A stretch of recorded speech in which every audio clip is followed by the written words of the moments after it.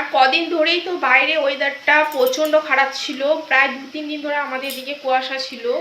আর রোদ উঠতে প্রায় এই 1:30-2টোর দিকে হালকা একটু রোদ উঠতো, তারপরে আবার যেমনকার তেমন ঘন কুয়াশা, মানে কটা বাজছে কি মানে বোঝাই যাবে না। আর আজকে তার মধ্যে একটু রোদ উঠেছে, আমিও ভীষণ খুশি। রোদটা উঠলে দেখবে কোনো কাজ যেন করা যাচ্ছে না, এমনিতেই তো শীতে মানুষকে কাবু করে দিচ্ছে, তার উপর আবার হচ্ছে যে কোনো জিনিস কাঁচা বা কিছু তো সেগুলোও করা যাবে না, যতই মেশিনে কাছি তো সেটাও তো একটু শুকোতে দিতে হয়, তাই না?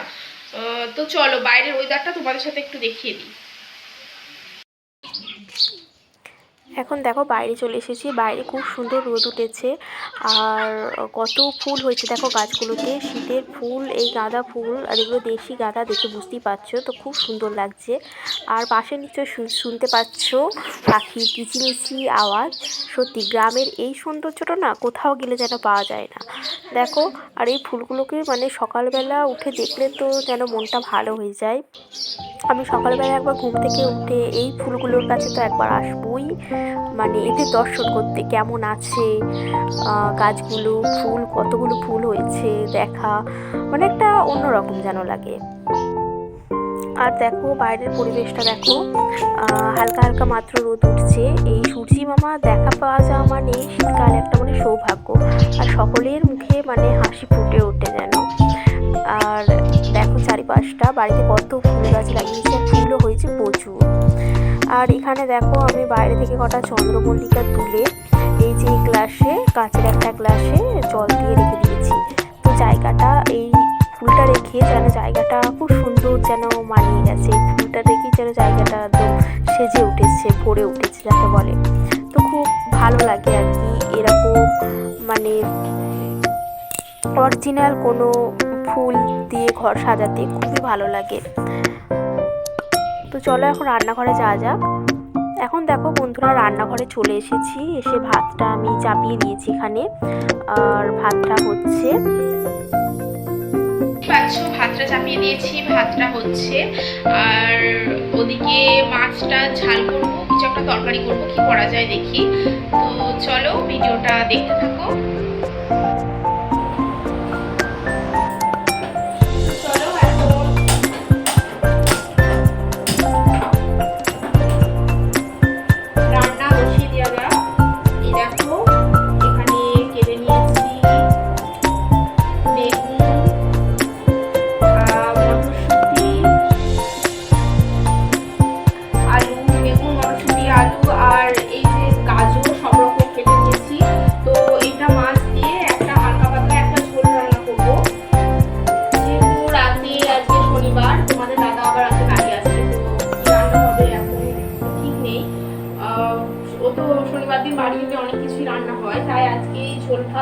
ঝোল করবো, আর দেখি কি তরকারি করা যায়, এখনো কিছু কিছু করবো।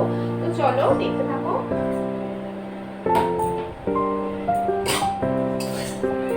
এখন কড়াই একটু তেল দিয়ে দেবো।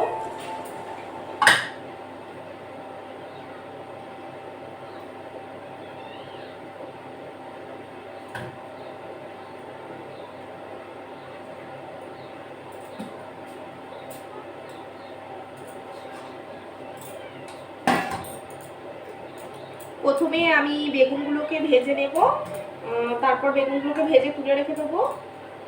আর এই ঝোলটা করব নিরামিষ করব, ওই আদা জিরে সব রকম আদা জিরে বাটা দিয়ে এরকম নিরামিষ করব। আর মাছটা দিয়ে দেবো লাস্টে, মানে খুব হালকা পাতলা রান্নাটা আজকে হবে। আর জানো তো কি হয়েছে, প্রতিদিনই যদি ভাবি যে এক তরকারি ভাত আজকে কিছু করে নেবো, দিয়ে কিছু বাড়ির কোনো কাজ কিছু ছাড়বো, তো সেটা ভাবলেই আমাদের না হয়ে ওঠে না, সে করতে করতে দেখে ধীরে ধীরে হয়ে যাবে। আর এই দেখুন আমি করবো। এখন এখানে মেন কোনো কিছু দিয়ে দেবো।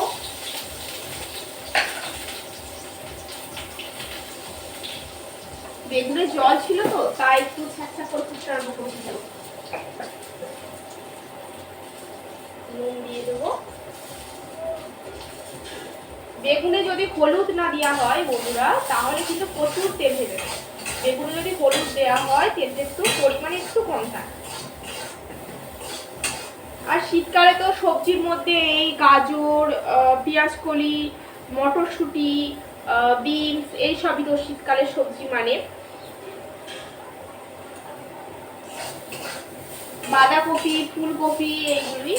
আর বাঁধাকপি যেহেতু আমার কদিন আগে টেস্ট করেছিলাম থাইরয়েড ধরা পড়েছে, তাই বাঁধাকপিতেও সেরকম খাওয়া যাবে না, বাঁধাকপি খেতে মানাই করেছে, বাঁধাকপি খাওয়া যাবে না, বাঁধাকপি খায়ও না।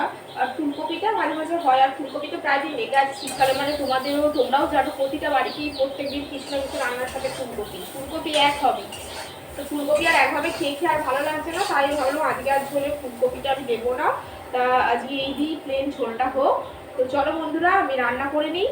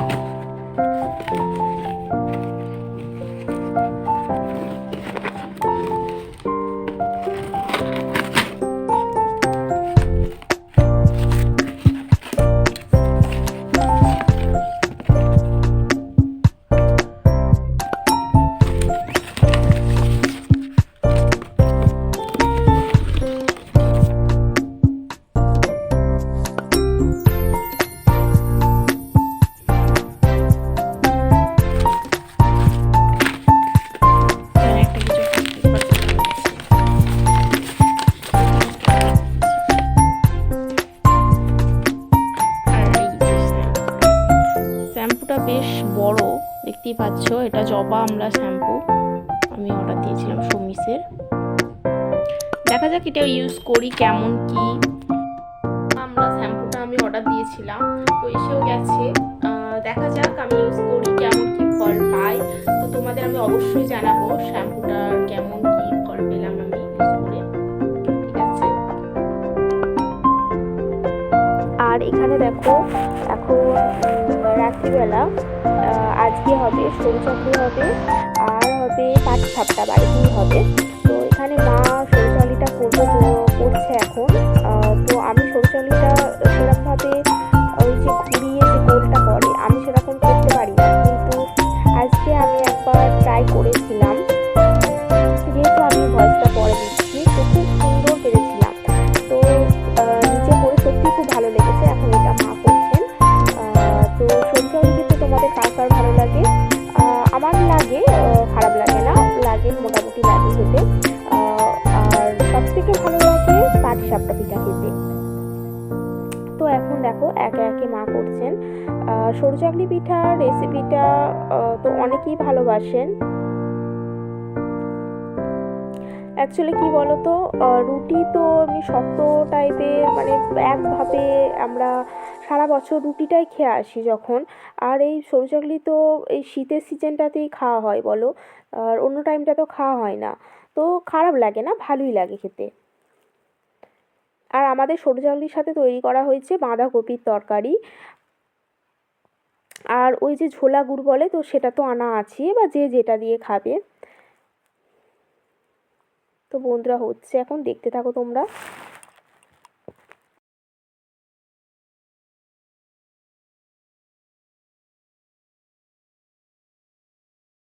এখন দেখো আমি মাকে বললাম, কয় দাও, তুমি তো করে দিয়েছো, তো আমি এটা আস্তে আস্তে উল্টাই, মানে আমি একটু শিখি কেমন করে কী করে। এখন দেখো এটা আমি তৈরি করে ফেলেছি এই পিঠেটা।